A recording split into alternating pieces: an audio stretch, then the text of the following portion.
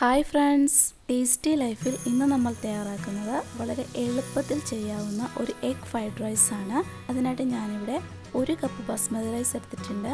അത് നന്നായി കഴുകിയെടുത്തതിന് ശേഷം 20 മിനിറ്റ് കുതിർക്കാനായിട്ട് വെക്കാം. ഇതിലേക്ക് ആവശ്യമുള്ള പച്ചക്കറികൾ: വെളുത്തുള്ളി, ചെറിയ കഷ്ണം ഇഞ്ചി, carrot, capsicum, spring onion, beans, ഒരു ചെറിയ സവാള, ഒരു പച്ചമുളക്. നമ്മളെടുത്തിട്ടുള്ള എല്ലാം ചെറിയ കഷ്ണങ്ങളായിട്ട് മുറിച്ചെടുക്കാം. ഞാൻ എല്ലാം കുറച്ച് അളവിലെടുത്തിട്ടുള്ളൂ പച്ചക്കറികൾ.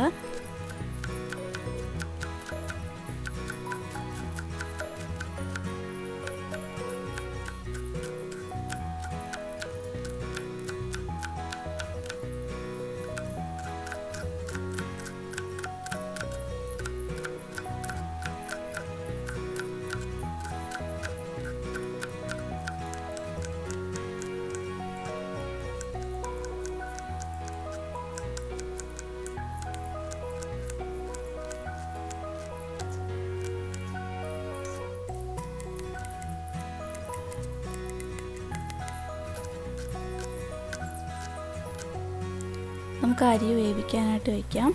അതിനായിട്ട് കൂടുതൽ വെള്ളം എടുക്കണം. അതിലേക്ക് വെള്ളം നന്നായി തിളച്ചതിന് ശേഷം അതിലേക്ക് ഉപ്പ് ചേർത്ത് കൊടുക്കാം. കുറച്ച് ഓയിലും കൂടെ ചേർത്ത് കൊടുക്കാം. കുതിർത്ത് വെച്ചിരിക്കുന്ന അരി വെള്ളം കളഞ്ഞതിന് ശേഷം നമുക്കിതിലേക്ക് ചേർത്ത് കൊടുക്കാം. നമ്മൾ 20 മിനിറ്റ് കുതിർത്തത് കൊണ്ട് തന്നെ 5 മിനിറ്റ് മാത്രം മതി റൈസ് വേവിച്ചെടുക്കാനായിട്ട്. ഒരുപാട് വെന്ത് പോകണ്ട. നമ്മുടെ റൈസ് വെന്തിട്ടുണ്ട്. നമുക്ക് വെള്ളം കളഞ്ഞതിന് ശേഷം ഒരു പാത്രത്തിലേക്ക് തണുക്കാനായിട്ട് മാറ്റി വയ്ക്കാം.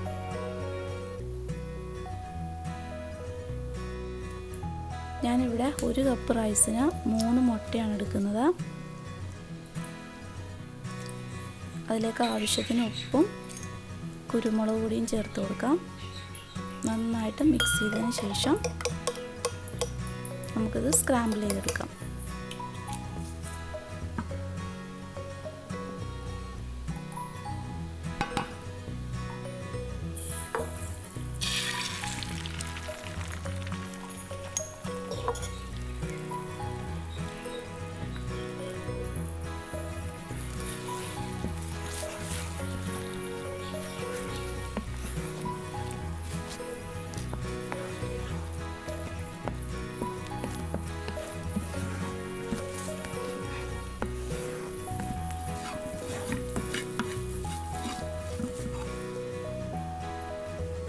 ചുവട് കെട്ടിയുള്ള പാത്രം അടുപ്പത്ത് വെച്ചതിന് ശേഷം 1 ടീസ്പൂൺ എള്ളെണ്ണ ചേർത്ത് കൊടുക്കാം. എല്ലാം ഹൈ ഫ്ലെയിമിൽ വെച്ച് വേണം ചെയ്യാനായിട്ട്. നമ്മൾ അരിഞ്ഞു വെച്ചിട്ടുള്ള പച്ചക്കറികൾ എല്ലാം ചേർത്ത് ഒന്ന് വഴറ്റിയെടുക്കാം.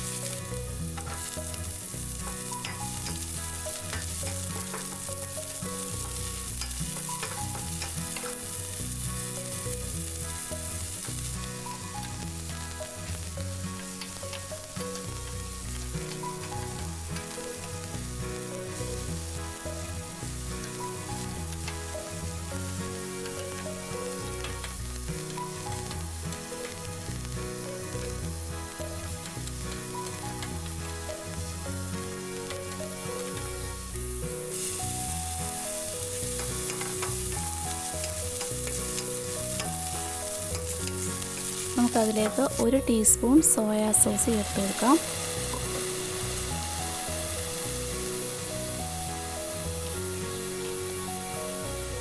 ഒരു 1/4 ടീസ്പൂൺ വിനെഗറും കൂടി ചേർത്ത് കൊടുക്കുന്നുണ്ട്. നന്നായിട്ടൊന്ന് മിക്സ് ചെയ്തതിന് ശേഷം നമുക്ക് റൈസ് ചേർത്ത് കൊടുക്കാം.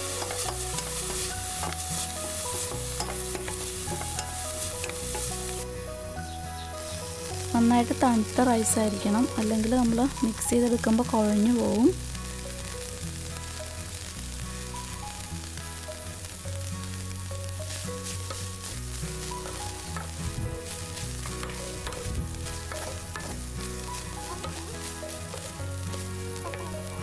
കാൽ ടീസ്പൂൺ പെപ്പർ പൗഡറും കൂടി ചേർത്ത് കൊടുക്കാം.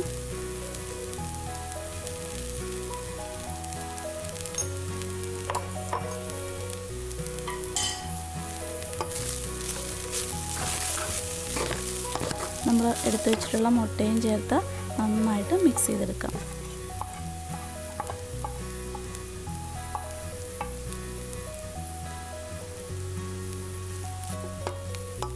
ടേസ്റ്റി ആയിട്ടുള്ള എഗ് ഫ്രൈഡ് റൈസ് റെഡി ആയിട്ടുണ്ട്. നമുക്കൊരു സെർവിങ് പ്ലേറ്റിലേക്ക് മാറ്റാം.